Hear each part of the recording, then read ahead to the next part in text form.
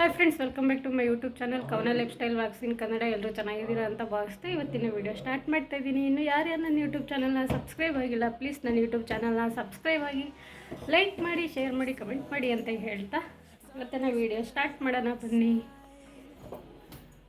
ಎಲ್ಲಿಗೆ ಹೋಗೋಕೆ ರೆಡಿ ಆಗಿರೋದು ನಾವು? ಎಲ್ಲೋಗ್ತಿದ್ದೀವಿ?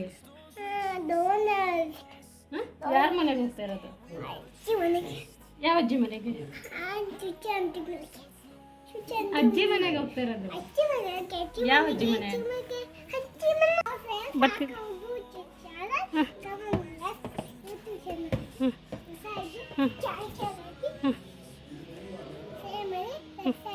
ಎಲ್ಲ ಹೋಗ್ತಾ ಇದ್ದೀವಿ? ಬನ್ನಿ ಇಲ್ಲಿ. ಎಲ್ಲ ಹೋಗ್ತಿದ್ದೀವಿ? ಹೌದಾ?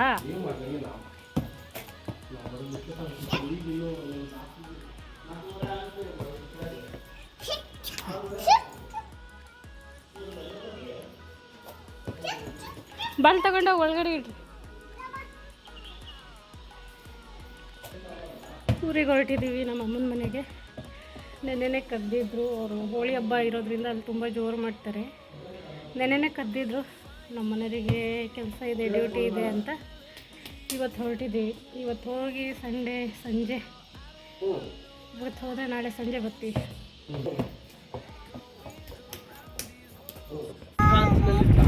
ಇಲ್ಲ,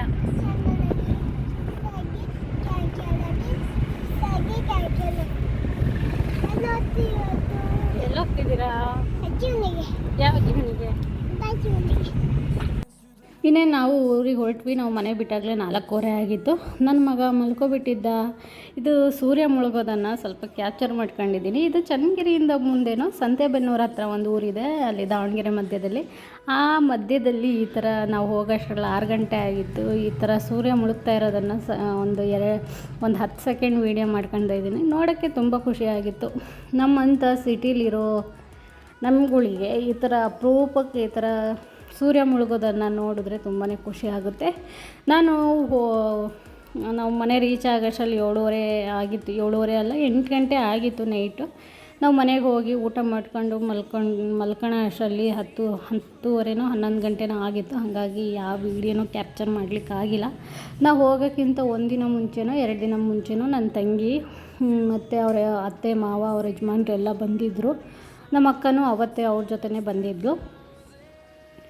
ಅವರು ಇನ್ನೇನು ನಮಗೂ ಕೆಲಸ ಇದೆ, ಮನೇಲಿ ಯಾರೂ ಇಲ್ಲ, ನಾವು ಹೊರಡ್ತೀವಿ ಅಂತ ಅವ್ರ ಅತ್ತೆ ಮಾವ ಅವ್ರ ಯಜಮಾನ್ರೆಲ್ಲ, ನನ್ನ ತಂಗಿ ಯಜಮಾನ್ರೆಲ್ಲ ಹೊರಟರು. ಅವ್ರಿಗೆ ಬಸ್ಸಿಗೆ ಕಳ್ಸೋಕ್ಕೆ ನಾವೆಲ್ಲ ಮನೆ ಮುಂದ್ಗಡೆ ಈ ಥರ ನಿಂತಿದ್ವಿ. ಇಲ್ಲಿ ನೋಡಿ, ನನ್ನ ಮಗನ್ನ ಕರ್ಕೊಂಡು ಹೋಗಿ ನಮ್ಮ ಮನೆ ಹತ್ರ ಬಿಟ್ಬಿಟ್ರೆ ಇದೇ ಕೆಲಸ. ಅವ್ರ ಅಣ್ಣನ ಮೇಲೆ ಎಮ್ಸೈಂಡ್ ಹಾಕೋದು ಮತ್ತು ಕಲ್ಲೆಲ್ಲ ತಗೊಂಡು ಹೊಡೆಯೋದು, ಕಡ್ಡಿಯಿಂದ ಹೊಡೆಯೋದು. ಅವರಿಬ್ಬರು ಇವನಿಗೆ ತುಂಬಾ ಮುದ್ದು ಮಾಡ್ತಾರೆ. ಮತ್ತು ಎಲ್ಲದರಲ್ಲೂ ಇವನೊಬ್ಬನೇ ಸಣ್ಣವನಾಗ್ಬಿಟ್ಟಿದ್ದಾನೆ. ಹಾಗಾಗಿ ಎಲ್ಲರ ಮುದ್ದು ಇವನಿಗೆ ಜಾಸ್ತಿ ಆಗುತ್ತೆ. ಹಾಗಾಗಿ ನಮ್ಮಮ್ಮಗೆ ಸತಾಯಿಸ್ತಾನೆ, ಹಾಗೆ ಹೊಡೆಯೋಕ್ಕೆ ಕೊಡಲ್ಲ. ನಾವೇನಾದರೂ ಹೆದರಿಸಿದ್ರೆ ಬೈದರೆ ಅಳ್ತಾನಲ್ವ, ಆವಾಗ ನಮ್ಮಮ್ಮ ನಮಗೆ ಬೈತಾರೆ. ಅಷ್ಟು ಪ್ರೀತಿ ಮೊಮ್ಮಕ್ಕಳು ಅಂದರೆ. ಅವ್ರು 3 ಜನನೂ ಸೇರ್ಕೊಂಡ್ರೆ ನಮ್ಮಮ್ಮನ ತಲೆ ತಿಂದು, ನೀವು 3 ಜನನೂ ಸೇರ್ಕೊಂಡ್ರೆ ನನಗೆ ಚೆನ್ನಾಗಿ ತಲೆ ತಿಂತೀರ ನೀವು ಅಂತ ನಮ್ಮಮ್ಮ ನಗಾಡ್ತಾಯಿದ್ರು. ಆಮೇಲೆ ನಮ್ಮ ಸುಚ್ಚಿ ಅವ್ರ ನಮ್ಮ ತಂಗಿ ಇದ್ದಾಳಲ್ವ, ಅವ್ರ ಅತ್ತೆ ಮಾವನೂ ಹೊರಟಿದ್ರು. ಅವ್ರು ಹಿಂದಿನ ದಿನ ಶಾಪಿಂಗೆಲ್ಲ ಹೋಗಿದ್ರು. ಅವರು ಪಾಪ ತುಂಬಾ ಸುಸ್ತಾಗಿ ಫುಲ್ಲು ಅಡುಗೆ ಎಲ್ಲ ಮಾಡೋಷ್ಟರಲ್ಲಿ ತುಂಬಾ ಲೇಟಾಗಿತ್ತು. ಹಾಗಾಗಿ ನಾನು ಆ ವೀಡಿಯೋಗಳನ್ನು ಯಾವ ವೀಡಿಯೋನೂ ಕ್ಯಾಪ್ಚರ್ ಮಾಡಲಿಕ್ಕಾಗಿಲ್ಲ. ನನ್ನ ಮಗ ಈ ಥರ ಊರಿಗೆ ಹೋಗ್ಬಿಟ್ರೆ ಬರೀ ಒಲೆ, ನಮ್ಮಮ್ಮ ರೊಟ್ಟಿ ಮಾಡಲಿಕ್ಕೆ ಮನೆ ಮುಂದ್ಗಡೆ ಒಲೆ ಹಾಕ್ಕೊಂಡಿದ್ದಾರೆ. ಆ ಒಲೆ ಹತ್ರ ಬೂದಿ ಕೆರೆಯೋದು ಮತ್ತು ಇದು ತೊಗೊಂಡು ಗೋಡೆ ಮೇಲೆ ಬರೆಯೋದು, ಬರೀ ಮಣ್ಣಲ್ಲಿ ಆಟ ಆಡೋದು, ಆ ಥರ ಎಲ್ಲ ಕಿತಾಪತಿ ಮಾಡ್ತಾನೆ. ಅಷ್ಟರಲ್ಲಿ ಅವನೇನು ಅದೇನು ನಾವು ಗಿಲ್ಕಿ ಅಂತೀವಿ, ಅದನ್ನು ನನ್ನ ಮಗ ಸಣ್ಣನಿದ್ದಾಗ ತಂದಿದ್ದು. ಅದು ನಮ್ಮ ಅಮ್ಮನ ಮನೇಲಿ ಇತ್ತು. ಅದು ಎಲ್ಲೋ ಹುಡುಕಿ ಎತ್ತಿಟ್ಟಿದ್ರು ಅನಿಸುತ್ತೆ. ಅದನ್ನು ನೆನ್ನೆ ಹೋಗಿದ ತಕ್ಷಣ ಕೊಟ್ಟಿದ್ದಾರೆ ನಮ್ಮಮ್ಮ. ಅವ್ನು ನಮ್ಮ ಅಕ್ಕನ ಮಗ, ನಂದಿದು, ನಾನು ಕೊಡಲ್ಲ ಅಂತ ಸುಮ್ಮನೆ ಅವನಿಗೆ ರೇಗಿಸ್ತಾ ಇದ್ದ. ಅದಕ್ಕೆ ನಮ್ಮಮ್ಮ ಕೊಡು ನನ್ನ ಮೊಮ್ಮಗೊಂದು ಅಂತ ಈಸ್ಕೊಡ್ತಾಯಿದ್ರು. ಮೊಮ್ಮಗ ಅಂದರೆ ತುಂಬಾ ಪ್ರೀತಿ. ಎಲ್ಲ ಮೊಮ್ಮಕ್ಕಳಿಗೆ ಮೇಲೂ ಪ್ರೀತಿನೇ. ಆದರೆ ಇವನು ಸಣ್ಣನಿದ್ದಾನಲ್ವ, ಹಾಗಾಗಿ ಸ್ವಲ್ಪ ಜಾಸ್ತಿ ಪ್ರೀತಿ ಮಾಡ್ತಾರೆ. ನಮ್ಮ ಸುಚ್ಚಿ ಅವರ ಅತ್ತೆ ಮಾವ ಅವರೆಲ್ಲ ಬಸ್ಸಿಗೆ ಹೋಗಬೇಕು, ಇನ್ನೇನು ಬಸ್ ಬರುತ್ತೆ ಹೊರಡ್ತೀವಿ, ನಮಗೂ ಕೆಲಸ ಇದೆ, ನಾವು ತುಂಬ ದಿನ ಆಯಿತು ಬಂದು 2-3 ದಿನ ಆಯಿತು, ಮನೇಲಿ ಯಾರೂ ಇಲ್ಲ, ನಾವು ಹೊರಡ್ತೀವಿ ಅಂತ ಹೊರಟರು. ನಮ್ಮಮ್ಮ ಮನೆ ಮುಂದ್ಗಡೆ ಈ ಥರ ಮನೆ ಅವರೆಕಾಯಿ ಬಳ್ಳಿನ ಹಬ್ಸಿದ್ದಾರೆ. ಇದು ಲಾಸ್ಟು ಅಂದರೆ ಅದು ಕಾಯಿ ಬಿಡುತ್ತಲ್ವ, ಇದೆಲ್ಲ ಲಾಸ್ಟ್ ಸೀಸನ್ ಅನಿಸುತ್ತೆ. ಸ್ವಲ್ಪನೇ ಬಿಟ್ಟಿದ್ರು, ಊರಲ್ಲೆಲ್ಲ ಸ್ವಲ್ಪ ಎಲ್ಲ ಕಿತ್ಕೊಂಡು ತಿಂದು ಬಳ್ಳಿ ಎಲ್ಲ ಮುರಿದು ಹಾಕಿಬಿಟ್ಟಿದ್ರು. ಅದಕ್ಕೆ ಅಮ್ಮ ನೆಕ್ಸ್ಟ್ ಟೈಮ್ ಹಾಕೋದಿದ್ರೆ ನೀನು ಮನೆ ಪಕ್ಕ ಹಾಕಿಬಿಡು, ಮನೆ ಮೇಲೆ ಹಬ್ಬಿಡುತ್ತೆ, ಇಲ್ಲಾಂದರೆ ಬರೀ ರೋಡ್ ಸೈಡ್ ಹಾಕಿದ್ರೆ ಇದೇ ಥರ ಎಲ್ಲ ಬಳ್ಳಿ ಗಿಳ್ಳಿ ಕ್ಲೀನಾಗಿ ಇಟ್ಕೊಳ್ಳಲ್ಲ. ನೀನು ಬೇರೆ ನಮ್ಮಮ್ಮ ಸ್ವಲ್ಪ ದಿನ ಊರಲ್ಲಿದ್ದರೆ ಸ್ವಲ್ಪ ದಿನ ನಮ್ಮ ಮನೇಲಿ ಅಲ್ಲಿ ಇಲ್ಲಿ ಕೆಲಸ ಅಂತ ಹೋಗ್ತಿರ್ತಾರೆ. ಹಾಗಾಗಿ ಸುಮ್ಮನೆ ಬೇರೆಯವ್ರಿಗೆ ತಿನ್ನೋಕ್ಕೆ ಹಾಕ್ತೀಯ ನೀನು ಅಂತ ನಾವು ಹೇಳ್ತಾಯಿದ್ವಿ. ಅದಕ್ಕೆ ಈ ಟೈಮ್ ನೆಕ್ಸ್ಟ್ ಟೈಮ್ ನಾವು ಮನೆ ಹಿಂದೆ ಹಾಕ್ತೀನಿ ಅಂತ ಹೇಳ್ತಾಯಿದ್ರು. ಅಷ್ಟರಲ್ಲಿ ಬಸ್ ಬಂತು ಅಂತ ನಮ್ಮ ಸುಚ್ಚಿ ಅತ್ತೆ ಮಾವನೂ ಹೊರಟರು. ನಾನು ಈಗ ಇನ್ನೇನು ಬಿಸಿಲಲ್ಲಿ ಹೋಗೋದು ಅಂತ ನಾನು ವೀಡಿಯೋ ಮಾಡ್ಕೊಳ್ತಾ ಇದ್ದೆ. ನಮ್ಮಮ್ಮ ಹೇಳಿದ್ರು, ಕಿತ್ಕೊಂಡು ಹೋಗು, ಪಲ್ಯ ಮಾಡ್ಕೊಂಡು ತಿನ್ನು ಅಂತೆ, ನೀನು ತುಂಬಾ ಆಸೆ ಮಾಡ್ತೀಯಲ್ಲ, ಕಿತ್ಕೊಂಡು ಎಲ್ಲ ಕೀಳಿಸು ನಿಮ್ಮ ಮನೆಯವ್ರ ಹತ್ರ, ಅದು ಎಷ್ಟು ಸಿಗುತ್ತೆ ಅಷ್ಟು ನೋಡೋಣ ಅಂತ ಹೇಳಿದ್ರು. ಬೇಡಮ್ಮ, ಇನ್ನೇನು ತಗೊಂಡು ಹೋಗೋದು, ಇರ್ತೀವಲ್ಲ ನಾವು, ನೀವೇ ಪಲ್ಯ ಮಾಡಿ ರೊಟ್ಟಿ ಮಾಡಿರಿ ಅಂತ ಹೇಳಿದೆ. ಹಾಗಾಗಿ ನಮ್ಮಮ್ಮ ರೊಟ್ಟಿ ಮಾಡಿ ಪಲ್ಯ ಮಾಡ್ತಾಯಿದ್ರು. ಅಷ್ಟರಲ್ಲಿ ನಮ್ಮಮ್ಮ ರೊಟ್ಟಿ ಮಾಡ್ತಾಯಿದ್ರು. ನನ್ನ ತಂಗಿ ಬಂದುಬಿಟ್ಟು, ಅಮ್ಮ ನೀನು ಹೋಗು, ನಾನು ರೊಟ್ಟಿ ಮಾಡ್ತೀನಿ, ಮತ್ತು ಲೇಟ್ ಆಗುತ್ತೆ, ಅಕ್ಕ ಬಾವ ಬೇರೆ ಬೆಳಿಗ್ಗೆ ಬೇಗ ಹೋಗಬೇಕು ಅಂತಿದ್ದಾರೆ, ಬೇಗ ಊಟ ಮಾಡಿ ಮಲ್ಕೊಳ್ಳೋಣ, ಮತ್ತು ಲೇಟ್ ಆಗಿಬಿಡುತ್ತೆ, ನೀನು ಹೋಗಿ ಪಲ್ಯ ಮಾಡು ಅಂತ ನಮ್ಮಮ್ಮಗೆ ಕಳಿಸಿದ್ಲು. ಅವಳು ರೊಟ್ಟಿ ಮಾಡ್ತಾಯಿದ್ದಾಳೆ. ನನ್ನ ತಂಗಿ ಹೆಣ್ಮಕ್ಳು ಎಷ್ಟು ಬೇಗ ಚೇಂಜ್ ಆಗ್ತಾರೆ ಅಂತ ಹೇಳೋದಕ್ಕೆ ಇವಳೇ ಉದಾಹರಣೆ ಅನಿಸುತ್ತೆ.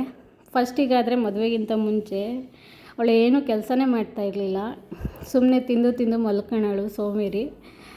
ಇವಾಗಂತೂ ಅವಳು ಮಾಡೋ ಕೆಲಸ ನೋಡಿ ನನಗೆ ಆಶ್ಚರ್ಯ ಆಗುತ್ತೆ.